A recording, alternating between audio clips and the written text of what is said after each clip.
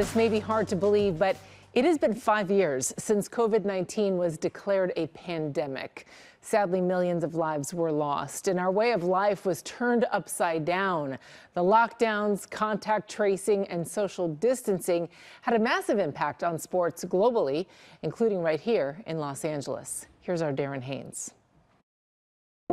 COVID-19 can be characterized as a pandemic. There are now more than 1,000 cases in the U.S. We're certainly going to see a lot more cases, and we're certainly going to see a lot more community transmission. If we are complacent and don't do really aggressive containment and mitigation, the number could go way up and be involved in many, many millions. On March 11, 2020, COVID-19 was declared a worldwide pandemic by the World Health Organization. But many American sports fans did not take the coronavirus as a serious threat until later that same day when Utah Jazz star Rudy Gobert tested positive for COVID-19. The same Rudy Gobert who 2 days earlier touched every microphone and recorder in front of him as a joke in protest of his team's newly enforced distancing measures. Gobert's positive test led to this announcement prior to Utah's game that night in Oklahoma City. Due to unforeseen circumstances, the game tonight has been postponed.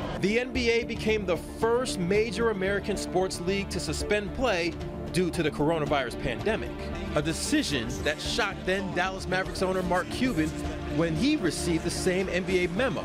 I was just stunned. I mean, it was just like,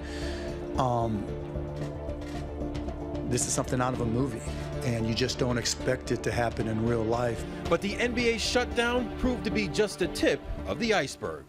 The past 48 hours have hit the sports world hard, with nearly every league in the country now shutting down due to the coronavirus. On March 12th, the MLS, NHL, and PGA Tour all joined the NBA in suspending their seasons. And a day after announcing the men's and women's basketball tournaments will be played without fans in the stands, the NCAA made the unprecedented call to cancel all remaining winter and spring sports and championships, meaning there will be no March Madness for the first time since 1939. I was actually glad they canceled the tournament. Once they said no fans, if it's dangerous for the fans, it's got to be even more dangerous for the players.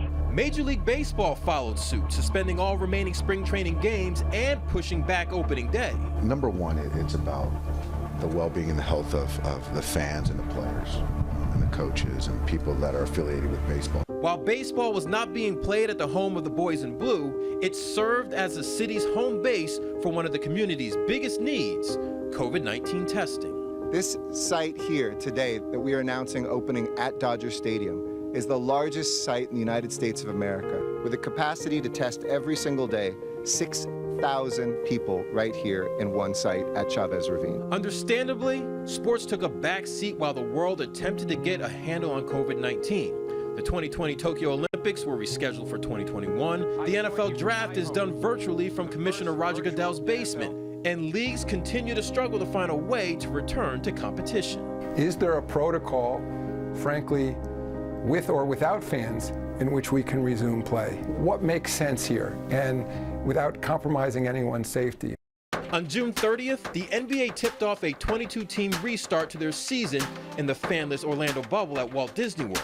The bubble approach was popular as the WNBA, NHL, MLS, and NWSL all held bubble-type restarts or tournaments. Now Betts hits a ball in the air to left center field. Hampson going back. He turns and watches it go. A week earlier, Major League Baseball opened a 60-game regular season without fans in the stands. The MLB postseason will be played at neutral sites. And on September 10th, the NFL kicked off their season with limited fan attendance throughout the regular and postseason. Two of these bubble teams / neutral site championships became very special to Los Angeles. This historic 2020 NBA championship belongs to the Los Angeles Lakers. LeBron James, Anthony Davis, and the Lakers battled through the bubble to capture the purple and gold 17th NBA title. Ziegler hits one in the air to right. This ball is crushed. And just over 2 weeks later, the boys in blue earned their first championship since 1988. Strike three. Dodgers have won it all in 2020. Quite the way to end a year that will never be forgotten. Oh, those cardboard cutouts in the stands were haunting. You see some of the titles won since COVID shut down sports in 2020. The Rams later won the Super Bowl, and both our MLS teams have won the Cup since. The Dodgers also won another World Series. Of course, you didn't forget that one last year.